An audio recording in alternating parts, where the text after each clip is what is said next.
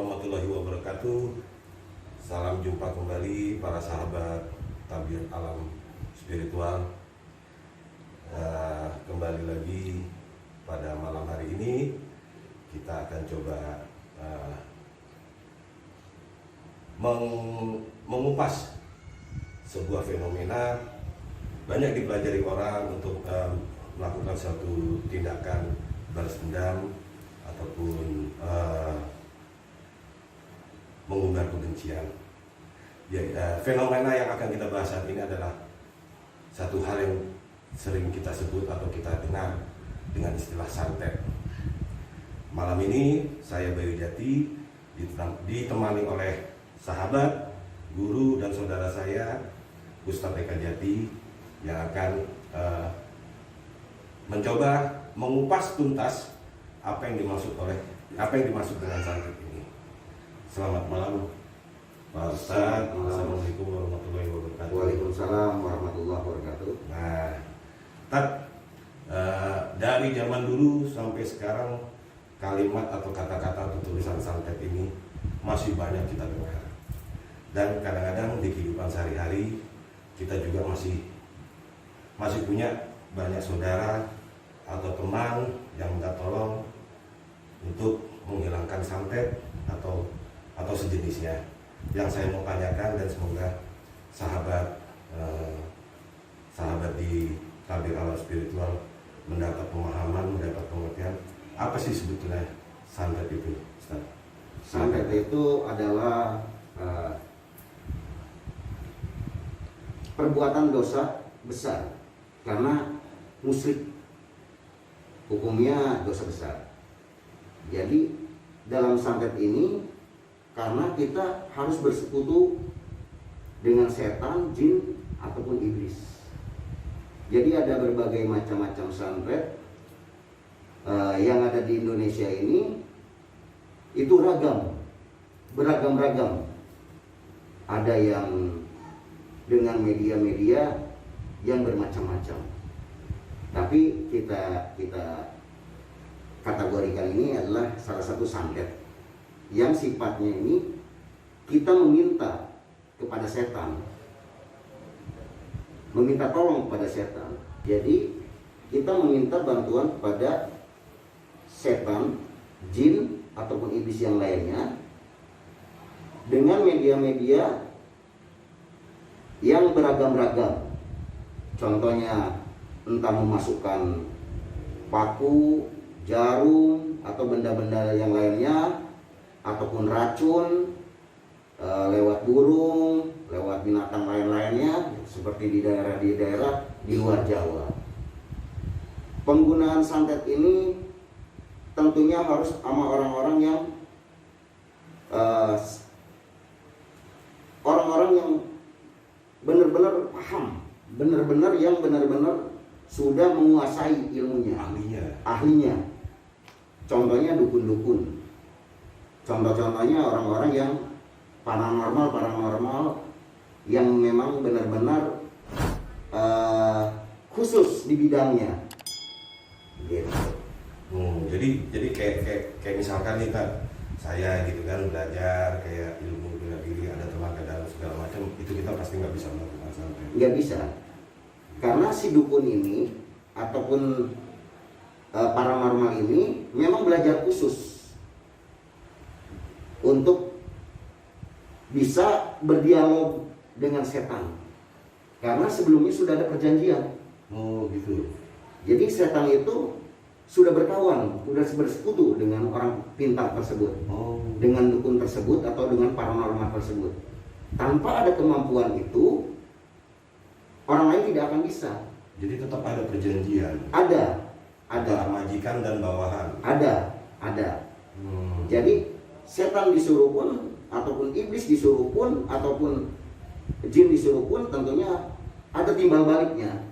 Selain ada timbal baliknya, itu juga ada ilmu-ilmu yang memang turun-temurun dari ajaran-ajaran sesat atau ilmu-ilmu hitam yang memang sistemnya waris turun-temurun.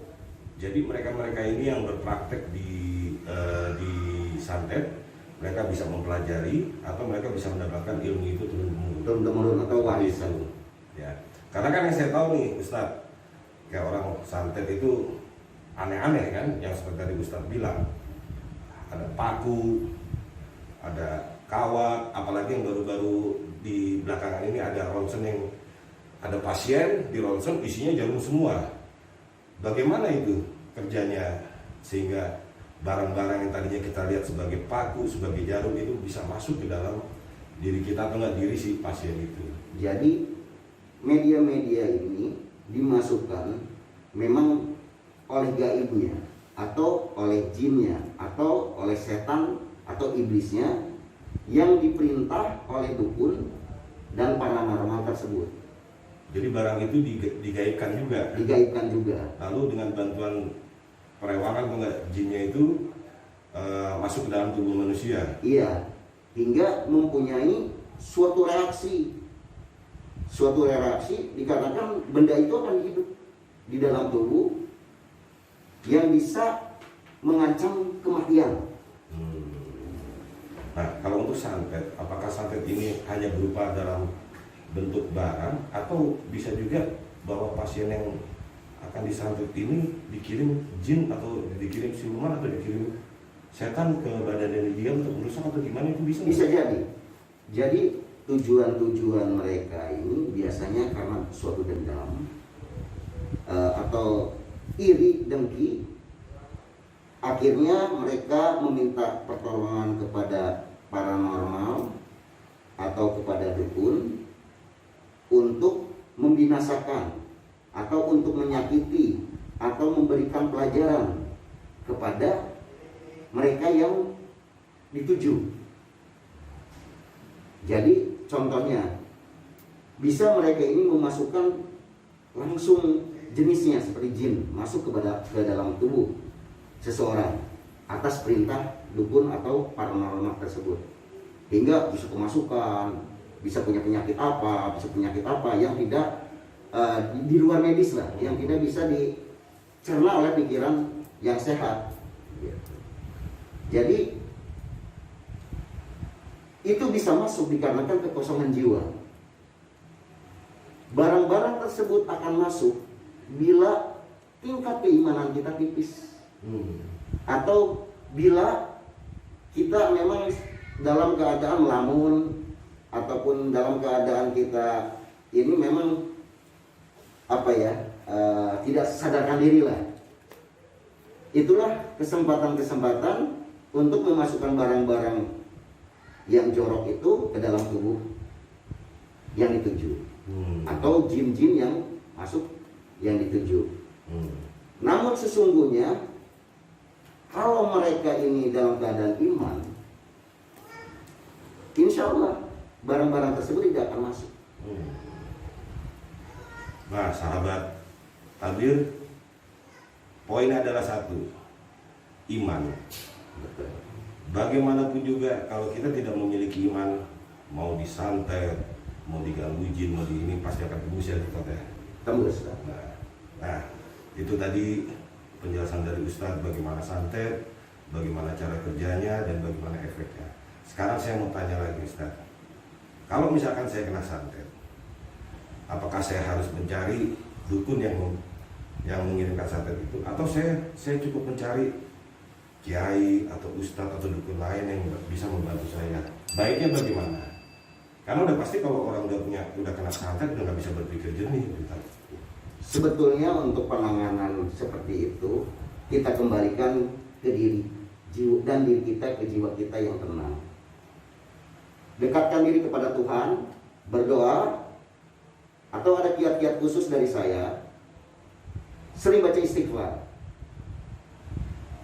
supaya sesuatu hal yang ibaratnya jorok ini akan keluar dengan sendirinya. Atau kalaupun tidak ada, kita akan terbentengi. Terbentengi, betul. Oleh istighfar itu. Betul. Kalau seumpamanya kita ke dukun yang lain ataupun ke paranormal yang lain, yang garisnya memang hitam, yang namanya jin dengan jin, setan dengan setan, yang namanya persekutuan itu, tentunya tidak akan banyak bisa menolong. malah akan menjadikan kita semakin terbelenggu. Nah, apalagi belum tentu misalkan orang pintar yang kita temuin, dukun yang kita temuin, ilmunya lebih tinggi dibanding yang ngirim. Jadi Itu dia tidak- tetap nggak bisa ngeluarin. Tidak bisa. Setahu saya itu tidak bisa, karena bagaimanapun hitam dengan hitam itu ada timbul suatu persekutuan atau pertemanan yang digarisbawahi oleh kita bahwa ini tidak akan pernah hilang kecuali dengan keimanan kita sendiri. Berarti akan makin numpuk di Betul, badan pasien. betul. Terkadang orang-orang pintar tersebut yang bergaris ilmu hitam, kita garis bawahi, yang berilmu hitam itu berwatak jahat. Bukannya kita semakin sembuh, namun kita akan menjadi-jadi, dan kita malah akan tersudutkan oleh hal-hal yang semakin besar beban kita. Malah kita akan terperosok ke arah kemusyrikan. Sepatutnya kalau mau betul-betul kita ingin menyembuhkan diri dari santet dan lain sebagainya, itu kita dekati orang-orang yang beriman, dan kita pun harus mendapatkan wejangan-wejangan dari spiritual yang bergaris putih. Contohnya ya pemuka-pemuka agama menurut kepercayaannya masing-masing. Jadi kalau semuanya kita terkena oleh hal-hal yang jorok atau hal-hal yang hitam, tapi kita kembali berobat ke dukun ataupun paranormal yang hitam, justru kita akan semakin terbelenggu.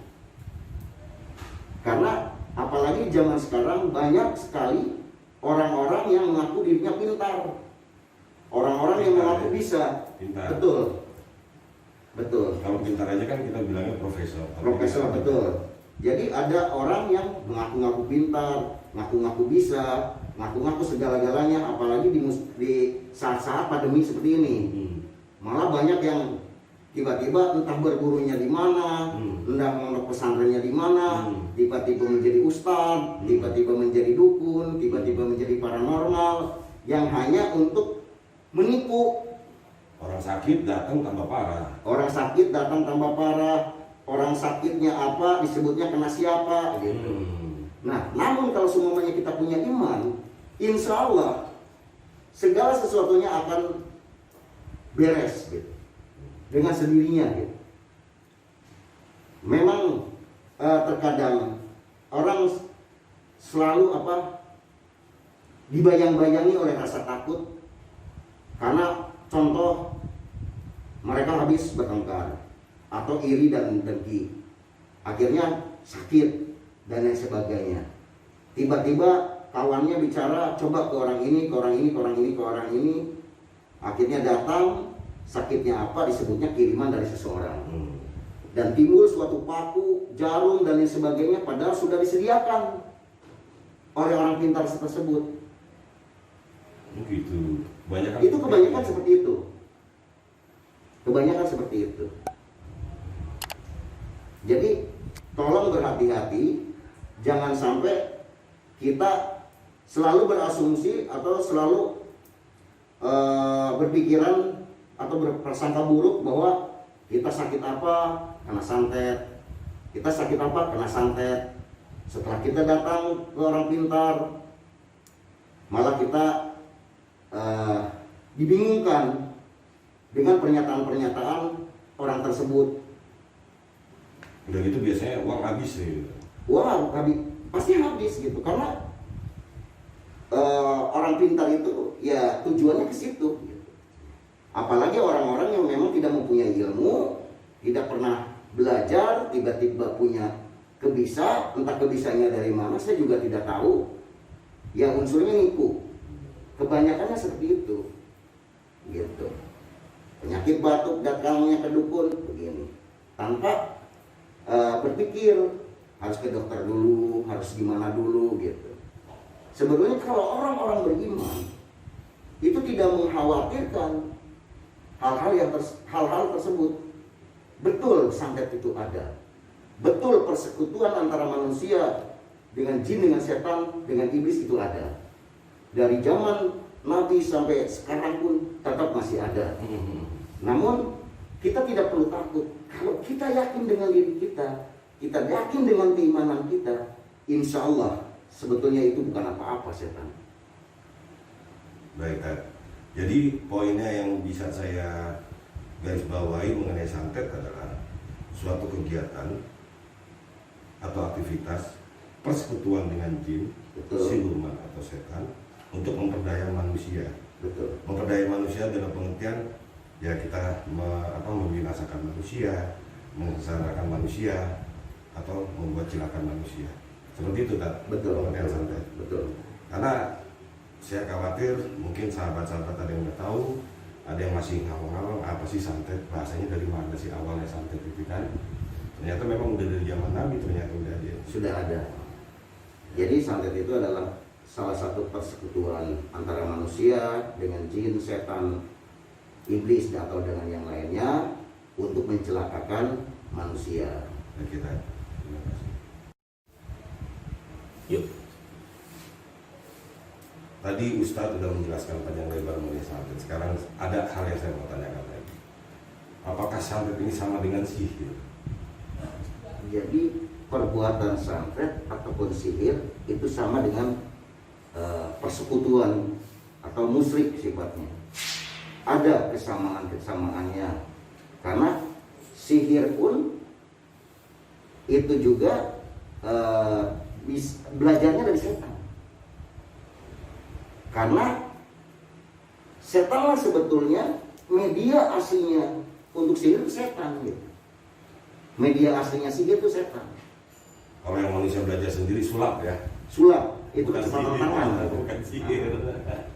Itu kecepatan tangan. Jadi santet dan sihir sama-sama suatu kegiatan atau suatu aktivitas bersekutu dengan bersekutu dengan setan. Baik, Ustaz. Ada pertanyaan lagi. Bagaimana pandangan agama Islam, terutama pada khususnya terhadap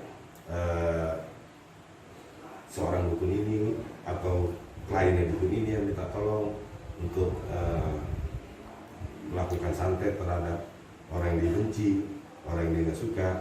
Itu kalau menurut Ustadz, sepengetahuan Ustadz atau sejauh pengetahuan Ustadz seperti apa? Awalnya dari seorang dukun itu dulu. Seorang dukun ini dikarenakan bersekutu dengan setan, iblis, jin dan lain sebagainya, itu jelas musyrik. Orang yang datang ke dukun dan percaya dengan dukun untuk mencelakakan, yang maksudnya untuk mencelakakan orang yang dituju nanti, itu pun dosa besar, hukumnya juga musyrik dan dosa besar. Karena secara tidak langsung yang datang ke dukun ini juga sama-sama bersekutu. Sama-sama bersekutu. Yang mempercayai dukun ataupun yang mempercayai iblis, setan dan sebagainya itu musyrik. Semua ibadah yang sudah dilakukan selama ini nggak akan berlaku lagi. Tidak akan berlaku lagi. Hilang Atau disebut aja. kafir aja. Hilang Karena gitu. sudah tidak ada keimanan, tidak ada kepercayaan mereka lagi kepada Allah Subhanahu wa taala. Sudah dihitamkan. Sudah tidak ada keimanan sama sekali orang yang datang ke dukun untuk berbuat syirik tersebut. Lalu bagaimana pandangan Ustadz terhadap pasien? Pasien ini yang kita maksud adalah orang yang terkena santet. Yang terkena santet itu adalah korban. Korban ini yang disantet maksudnya kan? Nah, Yang disantet ini adalah korban, bukan pasien. Kalau yang dimaksud pasien itu di dunia perdukunan, orang yang datang ke dukun meminta tolong untuk mensantet atau mencelakakan korbannya atau yang pasiennya dukun. Betul. Bukan korban yang ditargetkan itu, bukan target yang jadi korban. Betul. Kalau yang disantet adalah korban. Korban ini bisa terkena bila mana ada titik-titik di luar kesadaran. Yang seperti tadi Ustadz di awal bilang. Betul. Atau Imannya dalam keadaan tidak beriman atau lagi melamun. Jadi ada titik-titik sial ataupun titik naas bagi seorang korban yang terkena santet. Lalu pertanyaan selanjutnya tadi, bisa nggak seorang dukun ini ataupun pasiennya itu bertobat kembali atau kembali ke jalan yang benar? Itu apakah masih bisa? Insya Allah. Jadi taubatnya seorang dukun ataupun taubatnya seorang yang datang ke dukun itu prosesnya dengan suatu hidayah. Itu dari Allah. Kebanyakannya dari hidayah. Karena sudah terlalu banyak mereka melakukan hal-hal kesalahan, hal-hal yang berbuat dosa besar, sehingga mereka ini akan berpikir apakah dosa saya terampuni apa tidak. Namun sesungguhnya kalau mereka berpikir bahwa yang mau dosa besar, mau dosa kecil, mau siapapun, bila bertobat insya Allah Allah ampuni. Namun harus sungguh-sungguh. Berarti kalau Ustadz bilang kayak gitu, mereka ini melakukannya dengan sadar ya? Dengan sadar. Ada pertanyaan lagi Pak. Lalu sebetulnya yang para dukun cari itu apa sih Pak? Yang dicari oleh dukun itu ialah popularitas. Bila dia sudah pernah menggugurkan hajat pasiennya, terus berhasil, dia akan menjadi populer, terkenal. Setelah terkenal ya ujung-ujungnya ke arah materi. Bayarannya mahal. Dari kecil menjadi mahal. Itu kan dari sisi keberhasilan seorang dukun untuk suatu aktivitas yang berhasil. Tetap mencari uang, mencari makan di jalan yang lintas dan tidak benar. Betul, seperti itu. Nah, kalau dari sisi pasiennya sendiri yang datang ke dukun, dari sisi pasiennya biasanya mendapatkan suatu kepuasan dikarenakan segala hajatnya sudah terselesaikan. Dalam arti kata hajat ini adalah suatu dendam ataupun suatu keinginan untuk menghilangkan nyawa manusia yang mereka benci ataupun membinasakan. Tapi pasien ini juga akan mendapatkan dosa besar. Betul, sama-sama dosa besar. Baik pasiennya, baik dukunnya. Karena mereka sama-sama bersekutu kepada setan dan sama-sama tujuannya untuk mencelakakan manusia. Baik Pak Ustadz, jadi malam ini kita sudah mendapatkan penjelasan mengenai apa itu santet. Lalu kita juga sudah mendapatkan penjelasan bagaimana dukun itu bekerja, bagaimana pasien itu, dan bagaimana si korban menurut kacamata agama Islam sesuai dengan pandangan Pak Ustadz. Nah, untuk lebih memberikan informasi luas kepada sahabat-sahabat tabir alam, apakah Pak Ustadz mau menyampaikan satu pesan-pesan agar sahabat-sahabat ini tidak terlena, agar sahabat-sahabat ini juga tidak tertipu daya oleh orang-orang yang pintar tadi atau lainnya, agar hidup di dunia ini aman, sejahtera, dan nyaman. Silakan Ustaz. Jadi menurut pandangan Islam, pada khususnya atau pada umumnya, yang namanya musyrik atau bersekutu itu tetap dosa besar. Dosa besar ya. Jadi kalau seumpamanya kita untuk mengalahkan hal-hal tersebut, mulainya itu dari diri kita sendiri, yaitu mempertebal keimanan sesuai agamanya masing-masing. Jadi khususnya orang muslim, kita mempunyai Tuhan, kita mempunyai ajaran. Apa itu arti iman?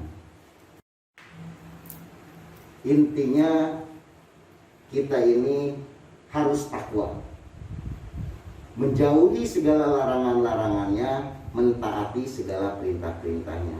Itu salah satu bentuk dari keimanan kita selaku umat muslim, selaku umat Islam. Mungkin itu saja yang bisa saya sampaikan. Ya barangkali ada kesalahan-kesalahan, itu mutlak dari saya. Gitu. Karena saya bukan suatu pakar Iya, iya, iya. Agama yang mumpuni dalam hal ini. Karena apa yang saya ceritakan ini berdasarkan pengalaman-pengalaman pribadi, perjalanan, baik perjalanan spiritual ataupun kehidupan-kehidupan di lingkungan sekitar saja. Baik, Pak Ustaz. Sudah cukup, Pak Ustaz, buat sahabat-sahabat tabir alam. Cukup. Baiklah, sahabat-sahabat tabir alam spiritual. Apa yang kita sampaikan malam ini dalam segmen Kupas Tuntas untuk santet kita sudah selesaikan. Semoga apa yang kami berdua sampaikan, baik dari Ustadz Eka Jati, baik dari saya pribadi, bermanfaat bagi sahabat-sahabat semua. Jangan lupa subscribe, like, share, dan bunyikan loncengnya untuk mendapatkan notifikasi video-video terbaru kami. Untuk kritik dan saran, silakan dituliskan dalam kolom komentar di bawah itu. Untuk itu kami ucapkan terima kasih banyak. Wabillahi taufiq wal hidayah. Wassalamualaikum warahmatullahi wabarakatuh.